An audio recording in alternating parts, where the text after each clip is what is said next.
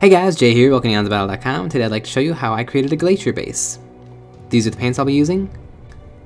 So the first thing I did was I took a sheet of clear acrylic. You could use pretty much any size, and then I began with a pair of pliers, carefully breaking it into the shape of the base. To roughen up and make the surface a little bit more interesting and less transparent, I took a very fine sanding stone. You could also use anything better than 200 grit sandpaper, and I began roughing up the surfaces of these pieces.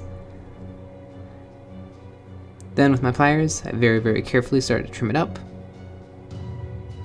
Make sure that the set of pliers that you use to grip the sheet firmly you're not exerting too much pressure, because you could end up just fracturing it right down the middle. And then once I had a piece that I was happy with, I continued to add a little bit more grit to it. And then with a piece of 60 grit, I began to roughen up the edges, putting a little bit of a bevel.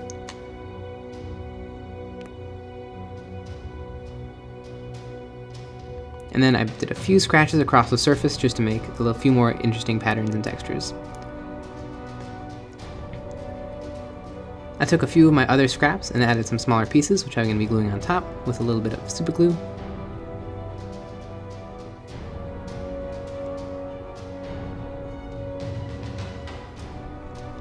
And then for painting, I painted directly onto the base using some Vallejo Magic Blue. And I went fairly quickly so that while the paint was still wet, I could add on a little bit of Vallejo Black. I spread it around with my brush and then very quickly began to rub it off with my finger.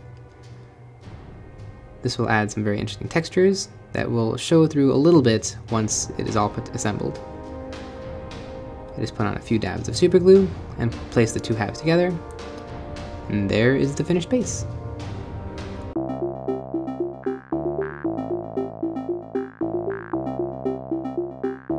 If you have any other ideas or techniques you'd like to see us do, please leave in the comments below. If you'd like to see more of our videos, you can visit us at our website, EonsOfBattle.com. Thank you for watching.